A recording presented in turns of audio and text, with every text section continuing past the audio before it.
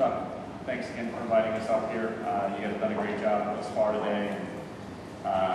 Everyone that I've talked to has expressed the same level of excitement that we have, and seeing this station come online. We really look forward to watching you guys grow as this station comes into effect. So, what I'll do today is just give a quick introduction to Chesapeake. I want to talk a little bit about what our commitment is to the fleet, give you an idea of how we're developing natural gas across the board, from power generation to natural gas vehicles like you see mine parked in the back here. So, without further ado, I'll jump into this real quickly. We've been around since 1989 as an organization. We operate out of Oklahoma City. Currently, we are operating in 17 different states. We are the second largest producer of natural gas in the United States and the largest driller for natural gas in the United States. So, very busy, as anybody can pick up a newspaper in this neck of the woods and see our name appearing as far as the activity that we have going on. We're a top 15 producer in the liquids play, which is why we're here in Ohio. We see the shales as an enormous opportunity to continue to further our business and also help have a real economic impact on the state of Ohio from a jobs creation standpoint, as well as sort of a bottom line piece you can hear about quite a bit. We have been the nation's most active horizontal driller. So Chuck talked a little bit about that earlier, which as far as horizontal drilling and the changes that that's brought about. We've been at horizontal drilling since 1993. Actually, shortly before that, but 1993 is really when we got into this full speed and have been at it ever since. And Chuck brought up a great point that one horizontal well eliminates the need to drill over 30 to produce the same amount of oil and gas. So we're able to decrease our footprint quite a bit through this technology. We know it to be safe. We know that the steps that we're taking are able to ensure that. And I'll allow Rhonda to sort of dive a little bit further into that if she wants. Talking a little bit about what does that active driller mean and how are we going about this. We have 161 rigs currently in operation across those 17 states that I talked about. Currently, we've got 9 in the state of Ohio, and that being the Utica Shale play. We'll have roughly 20 rigs here by the end of the year, and you'll see that number continue to increase, where the number somewhere around that 40 mark by the end of 2013 is sort of the target. So we'll continue to double our effort here, continue to work with the leaseholders here in the state of Ohio. To date, we've leased over 1 million acres of land at a cost of about $2 billion to leaseholders here in the state. So talking about some of the financial impact that Chesapeake has had, $2 billion to Ohio landowners in the last 4 years. So right out of the gate, we've got some hefty numbers that are tied directly to what we're doing here in the state. We've had really strong results on the first 7 wells that we've drilled. We expect to have results from 3 more wells coming online here shortly. We've operated in both the wet and dry gas. So talking about what does that mean, what is the wet and dry gas? Talking about what we're producing from the natural gas all the way up to the liquids into the oil. So you get into sort of the tank can, which is butane, those types of gases as well that we talk about, wet gas that you can see shipped off in plastics. Just talking a little bit about where we're operating, obviously you can see sort of across the states. The Utica Shale represents something similar to what we saw down in Texas in the Eagle Ford, and actually on surface and what we've seen so far represents a larger find in the Eagle Ford. So it represents an enormous opportunity for Chesapeake, and it's why you see the commitment that we've made in the state of Ohio.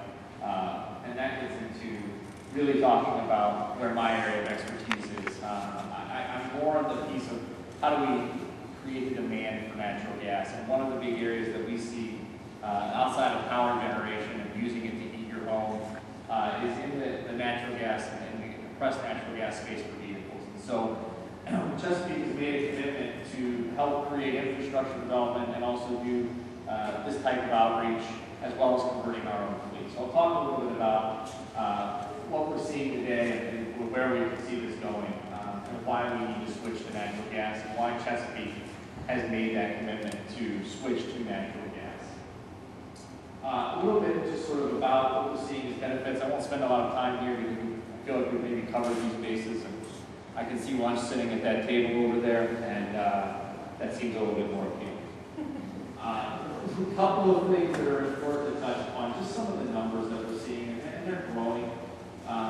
Right now, we've got about 11,000 transit buses already running on natural gas, and that number is increasing by the day.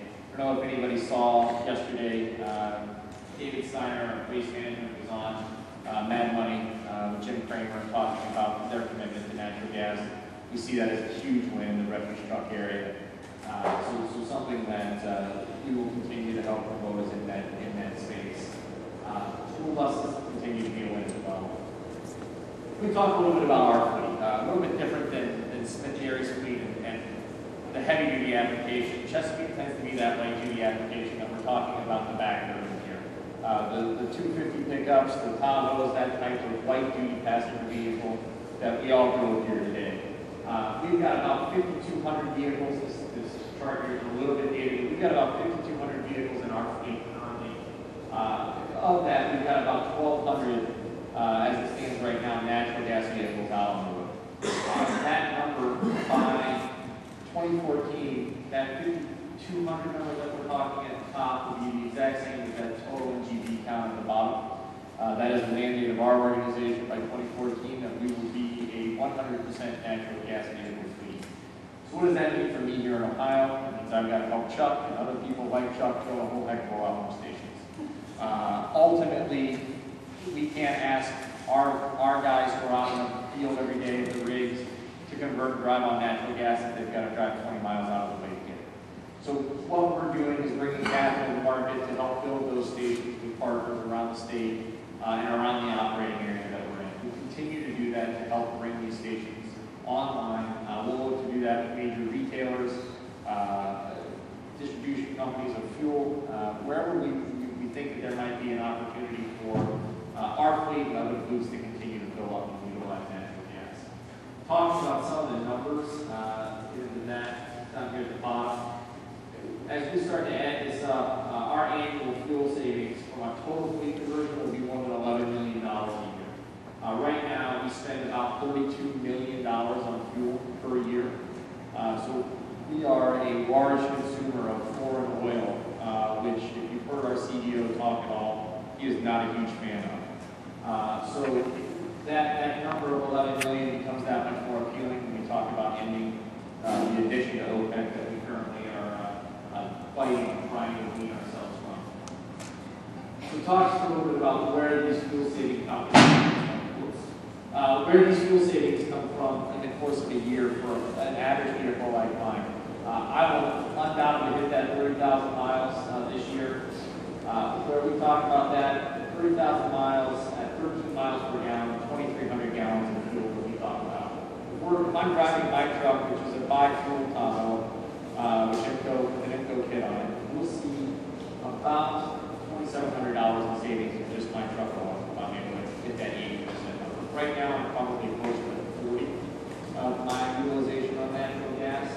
But when we're talking about annual fuel savings, it's all 5,200 trucks at $11 million number. So we continue to see this as a very viable opportunity to drive the demand side of our business forward with the safe and reliable fuel that Bill had already touched upon and some of the others have touched upon today. So that is the end.